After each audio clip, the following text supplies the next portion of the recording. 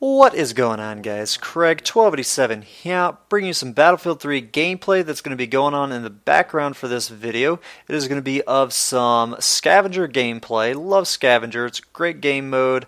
That one and Gunmaster, you know, a lot of people don't play them these days. They were kind of done with real quick, but I still love them and really enjoy the change of pace that they offer over your typical Rush, TDM, and Conquest. So hope you guys enjoy that going on there in the background. Now let's get to the real purpose of this video, and that's the discussion of Steam's recently announced family sharing feature. I guess you could just call it that. It has a beta that will be coming soon. It's not out yet, so you do need to go into your Steam settings and opt into it for your account.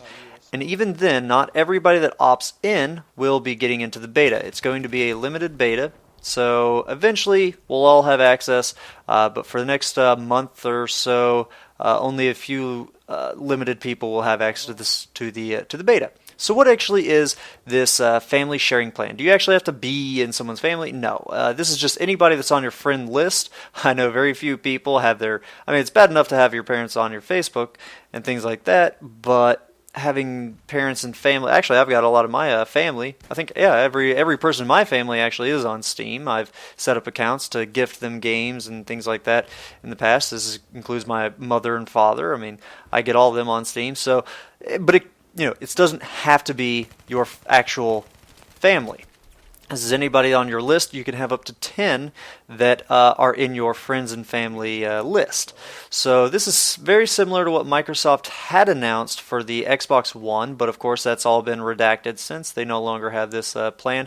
It's similar but not identical. So what actually is this plan? So you've got the family lists. There are two different ways of getting on someone's family list. The most common way is simply people, your friends, are going to request access. They will, probably find your name on the list, right click, and request access to be on friends and family list. And then you'll get the email notification, similar to how the Steam Guard works. When you try to log into your Steam account on a new computer, you have to go through and get the Steam Guard email verified. And it'll be sent like that via email, and you'll have a chance to, allow access or decline. I don't want them on my list. So that'll probably be the most common method. And when you get onto someone's list, okay, you become... If they've requested access to be on your list, you will become kind of the loaner of all the games on your library, and they will become the borrower. And anytime that you are not playing a game currently on your Steam account, the borrower can play any of the approved, and we'll get to that here in a sec, approved titles on your library. So they don't request access just to play one specific game. When you give them access, they can play any of the, again, approved games from your library as long as you are not playing. If you are logged off, you're not online, your computer's turned off, they can gain access. If you are on and it's labeled as away, or you're online but not playing, then they can play one of your games on your library.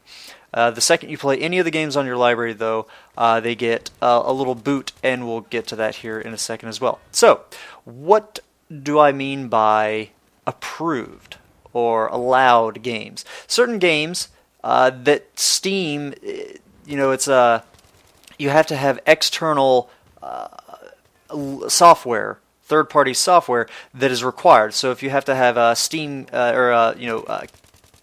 keys to play the multiplayer and things like that. So very few of these games will actually use this. Certain things like if you have to have an account within that game to play it. So a lot of MMOs. If it's a free MMO, obviously, why isn't this person just playing it on their own system, on their own account, since it's free? So, but a lot of MMOs that are subscription-based MMOs, they'll gain access to the game on your Steam list, but they would have to have a subscription to the service. So that already, there's no point. So certain games like that are going to be removed from this list. But everything else is going to be available. And how available is it? Well, I already went over the aspect of, when they can actually get on to play, you have to be offline. They can play any of those games. They, of course, have to download it on their own computer, and then they can get on and play it off of their account. They will earn their own achievements, they will have their own time played, and all sorts of that. That will all be tied just to their account. So it will not affect your time played, it will not affect your achievements and anything like that. And then in-game things, like if it's Call of Duty, for example. Call of Duty, what's the new one? Ghost. I've got my Ghost, alright, on my computer. I have my kits that I've, my loadouts that I've done. If they are playing the Ghost on their computer, it will not show my loadouts. They will have their own loadouts because these are all things tied specifically to my computer. So, things like that will not be bothered. If you have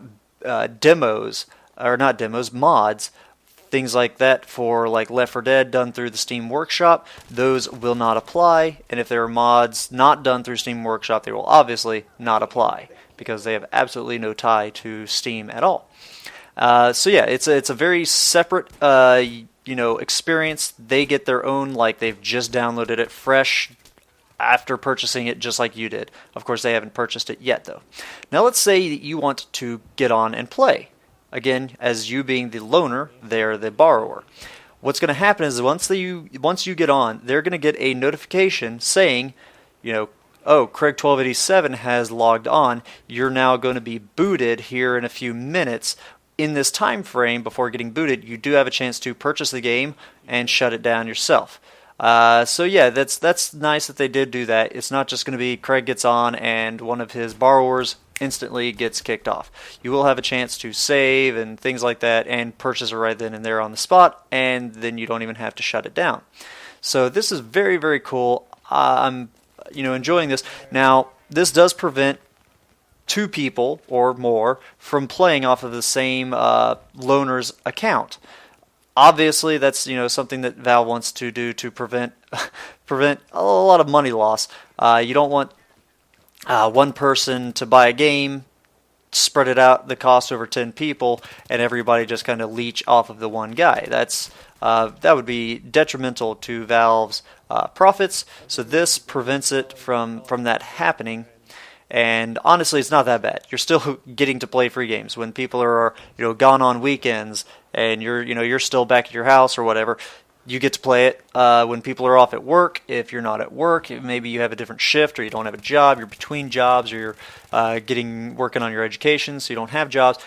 Bam! Then you can play while they are. I don't know why I said bam, but right then and there you can get on, play, and enjoy the game without having to purchase the game. This is like an extended demo system that just has a limitation of your time that you can play this demo. Extended demo is limited to when the server, you could call that, that you could call the person the server, is not on and playing those games. So this is pretty cool. I love this. What are you guys' thoughts? There's only one question that I have based on the frequently asked questions that they had there in the description of the service. I'm pretty sure that if I am the loaner, I can have multiple borrowers playing off of my library of games. It seems like that's a potential. I didn't see anything that states about multiple borrowers drawing from one account at the same time as the loaner. But again, based on the grammar that they used, it makes it seem like that would be no problem. The only thing is, you can only have 10 people that would be considered borrowers that are on your family and friends list. And of course, things that you're probably thinking, how much access am I giving them when I let them in this family friends plan? They're not going to be able to purchase DLC off of your account. If they get the game, they're not going to be able to purchase DLC and it gets charged to your account. They also don't get any access to your account. All they get is they can draw from your library and download on their own. They will not be able to see games that you've purchased and how you purchased them. They're not going to be able to see your credit card information, your account information, things like that. They will not have any access to that. Now, there is one thing that you do have to pay attention to.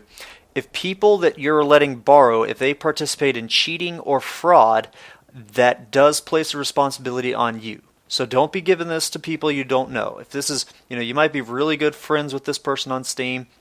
I've got a ton of people that I know that I've met just through the online games and things like that. And I mean, we've gifted each other things. We have done all sorts of things like that. But I've never met him personally.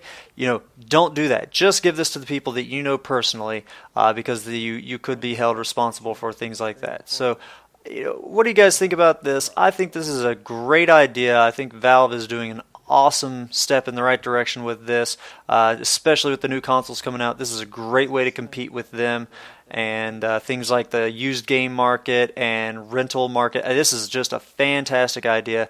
Love you, Valve, for doing this. Hope you guys have enjoyed the gameplay and the discussion. Tell me what you think. Have a good one. Ta-ta.